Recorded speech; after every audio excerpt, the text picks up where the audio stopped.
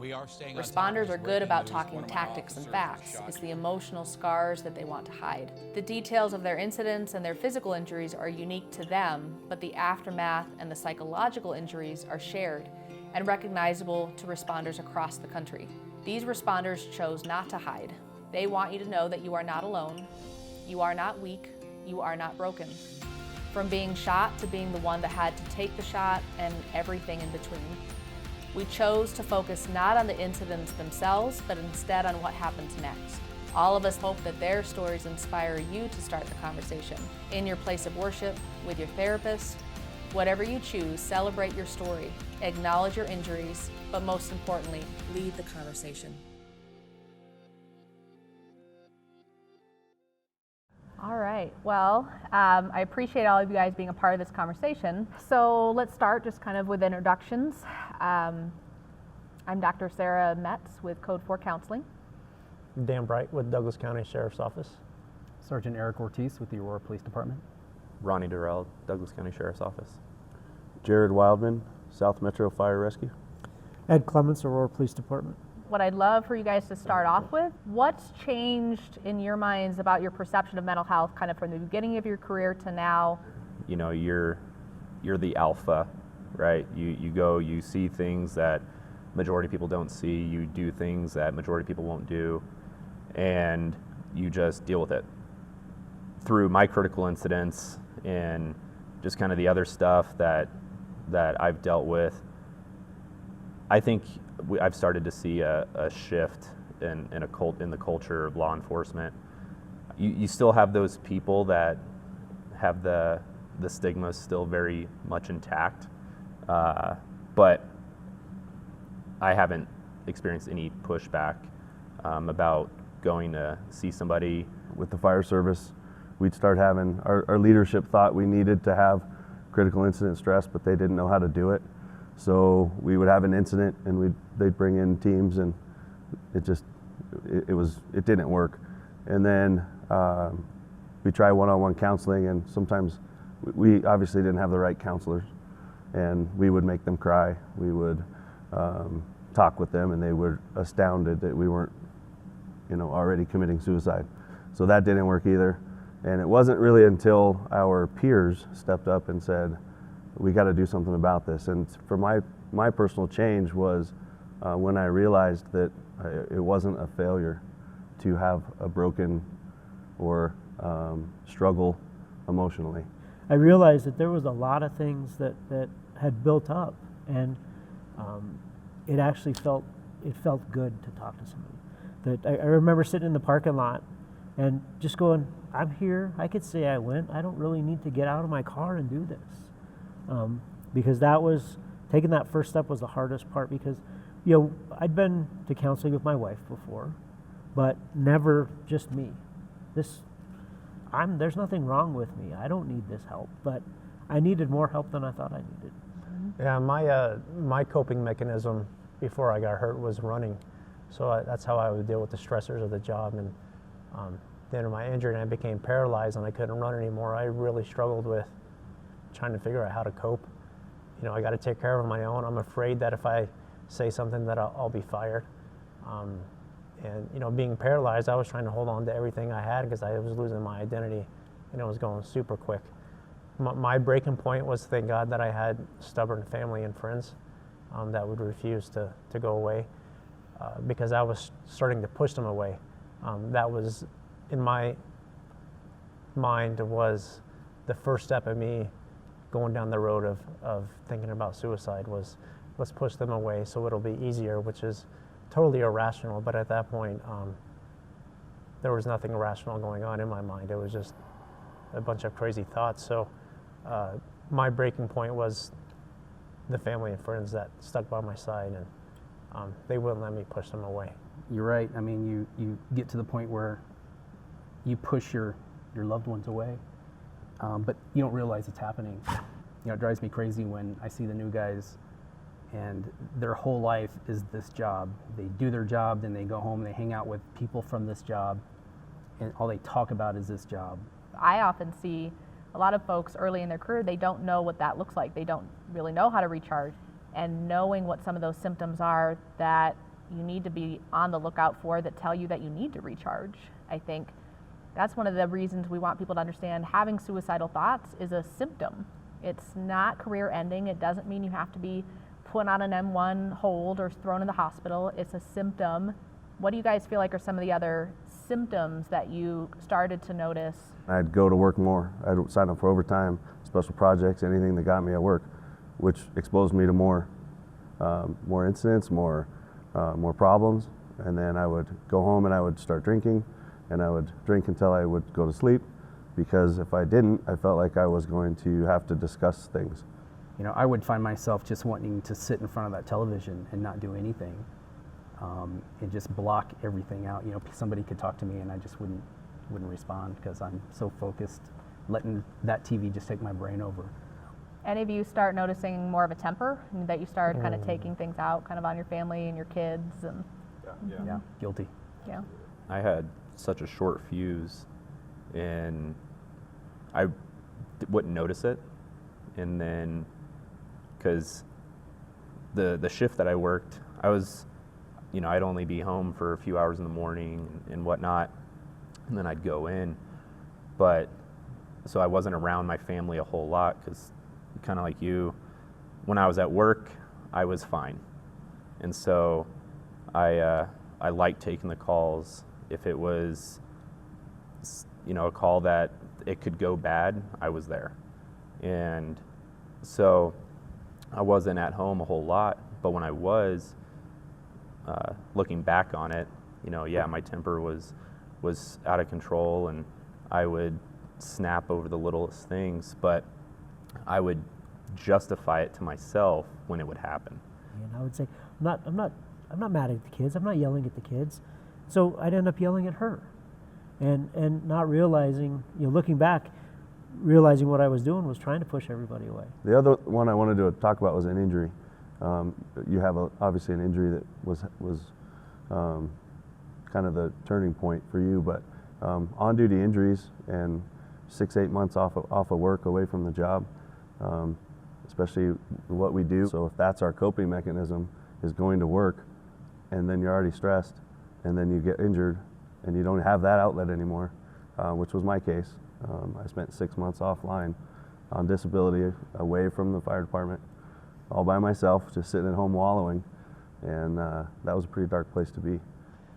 Went back to work way too early, but that didn't help either, because then I was at work stuck in a wheelchair, and then there goes my whole team out the door, and I wanted to go with them so desperately, very bad, and I couldn't obviously go with them, so then that started weighing heavily on me. So I was struggling with that, and then struggling with pushing my family away and having that irritation and the depression and the frustration and like everything. And there was even points when my family would have conversations with me, and I would just completely ignore them because my mind was stuck on instant replay.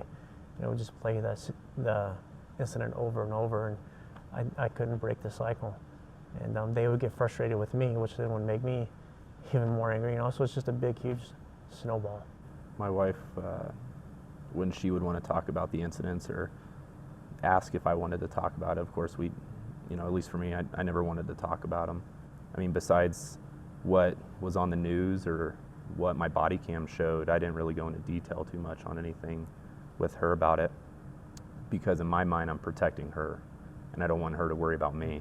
What finally helped you kind of say, I don't think I'm fine, and maybe I need something to help reset? I had an off-duty officer kill himself in front of me, and I was never suicidal. I never had any suicidal thoughts or ideations, but it made me realize that I needed to take care of myself so I don't get to that point. And that's what opened my eyes to everything.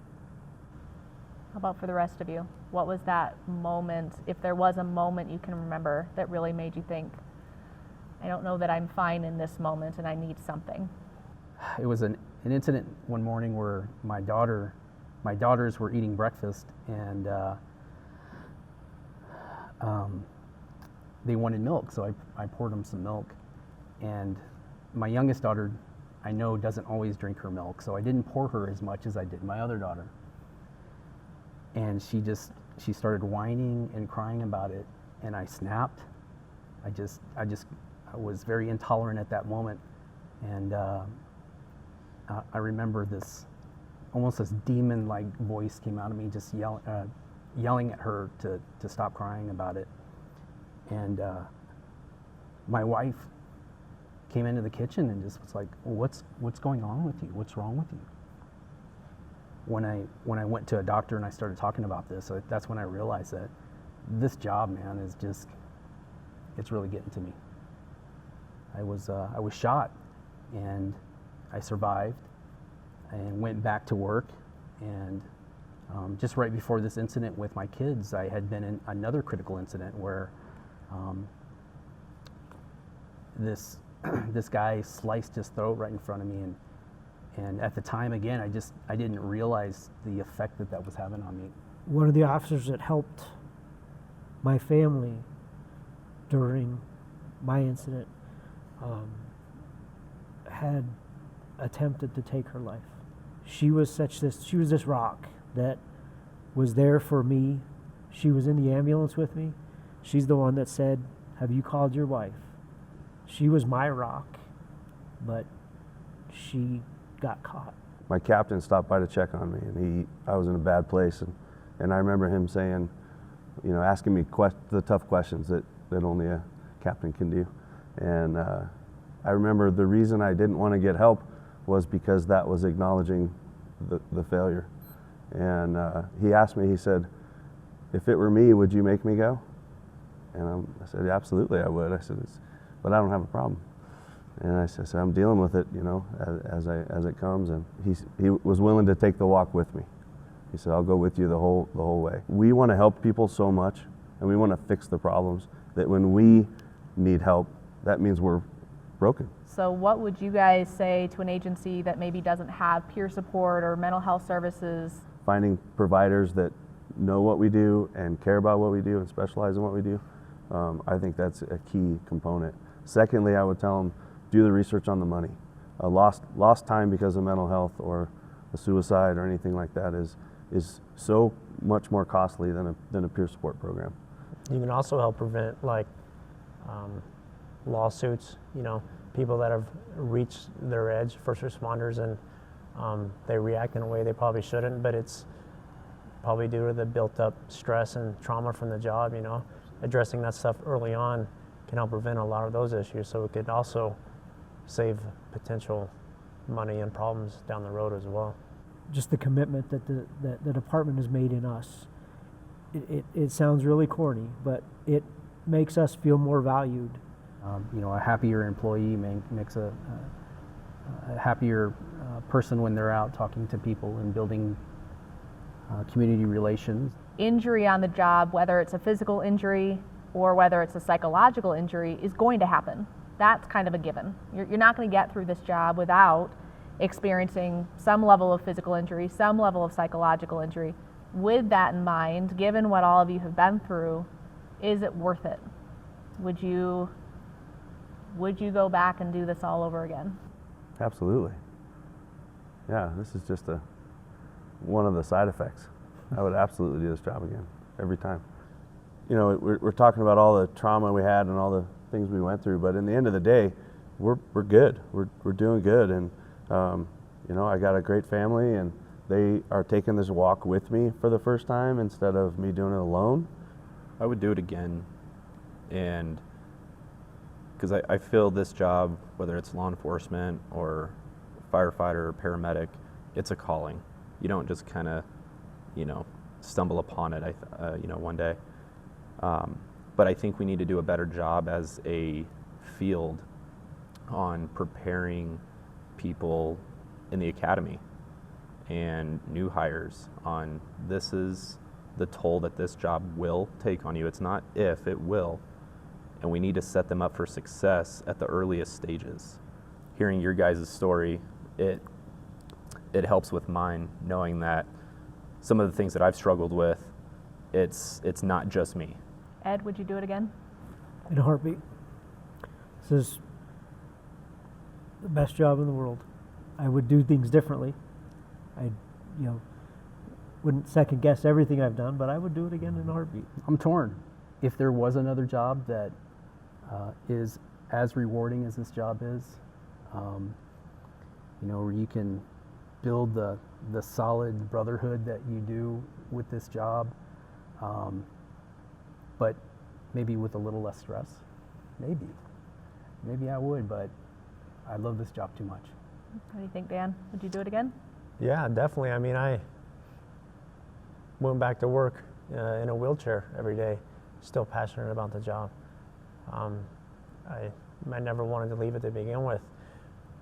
But I guess you can say the nice thing about being in this wheelchair is I found a new identity in peer support and taking care of our brothers and sisters and helping them ensure that they don't go through the same things that I had to struggle with. That's my new purpose that I'm now passionate about.